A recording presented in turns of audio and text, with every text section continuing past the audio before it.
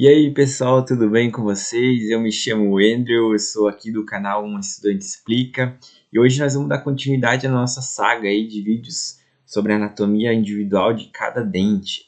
Hoje a aula é sobre o incisivo lateral inferior e vamos lá! Então antes de a gente falar dos pontos específicos do dentinho, eu gosto de destacar a função desse elemento. Então, o incisivo central inferior, pessoal, ele vai atuar cortando os alimentos em conjunto com o incisivo central ali na nossa mastigação. Uma das funções dele é estética, né? Então, quando a gente olha na rua uma pessoa que não tem o incisivo lateral inferior, a gente já consegue observar que ele tem essa falta desse elemento. Então, ele já evidencia que tem uma importância estética ali na harmonia do nosso sorriso, certo?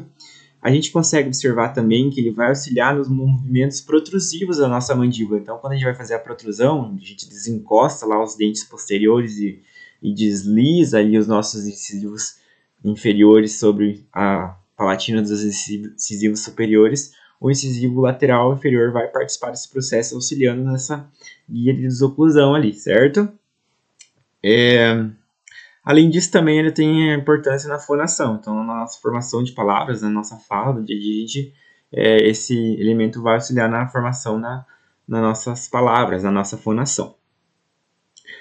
Então, vamos começar. Aqui na face vestibular, pessoal, a gente vai conseguir observar que esse é um dentinho que tem as bordas mesial e distal bem inclinadas. Aqui elas vão, se a gente for traçar, coloquei as setinhas, né? A gente for traçar essas linhas bem rente aqui, a borda mesial e distal, a gente vai ver que elas vão se convergir aqui para o colo do dente, para a cervical do alimento, certo?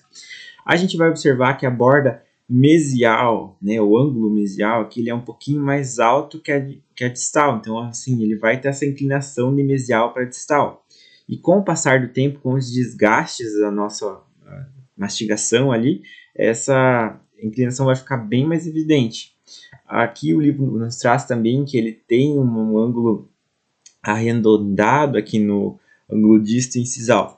E essas inclinações, essas angulações desse elemento vão nos dar essa característica mais triangular desse elemento. E o livro nos traz também, pessoal, que esse dentinho ele tem muito parecido com o incisivo central inferior, só que ele é um pouquinho maior, ele tem a raiz um pouquinho mais alongada e até propriamente a borda incisal é um pouquinho mais longa que o incisivo central inferior, se a gente for comparar, certo?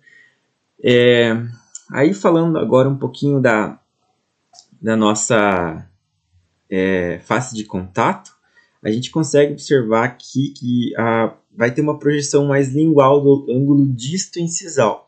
Então, assim, a borda incisal aqui desse dentinho, ela não é tão reta, ela vai ter essa projeção mais lingualizada ali, mais distalizada.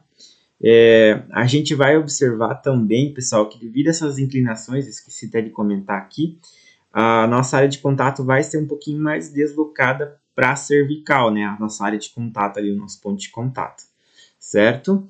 A nossa raiz, pessoal, ela é um pouquinho mais alongada e ela é um pouquinho mais robusta. O nosso símbolo ele tem uma projeção mais distalizada, também mais lingualizada. Não é tão robusto o nosso símbolo desse elementinho.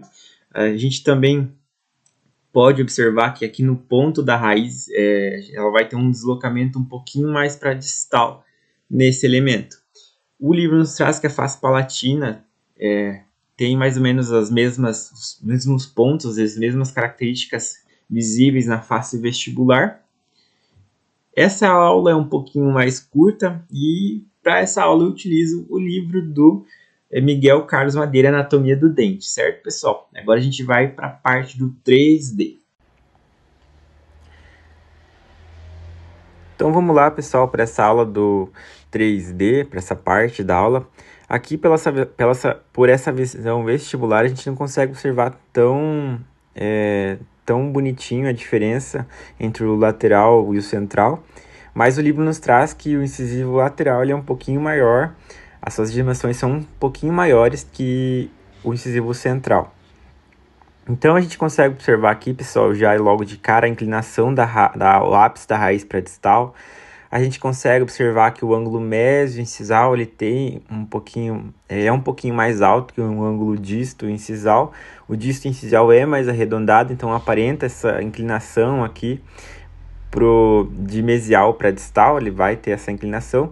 A gente consegue observar as bordas mesial e distal, elas têm uma convergência maior para o colo do dente, a gente já consegue observar essa inclinação. Aqui na nossa face palatina, a gente tem basicamente as mesmas características que eu acabei de mencionar.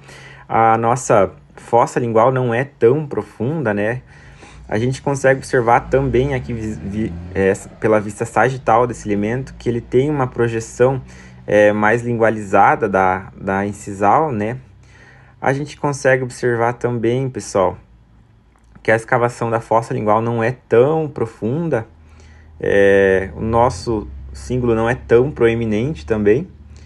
E a gente consegue observar que a nossa raiz ela é um pouquinho mais longa, se a gente fosse comparar com o incisivo central, mas ela é mais robusta, certo, pessoal? Então aqui fica por hoje a nossa aula e eu espero que vocês tenham gostado. Deixem aí nos comentários sugestões para os próximos vídeos. Muito obrigado por assistir essa aula.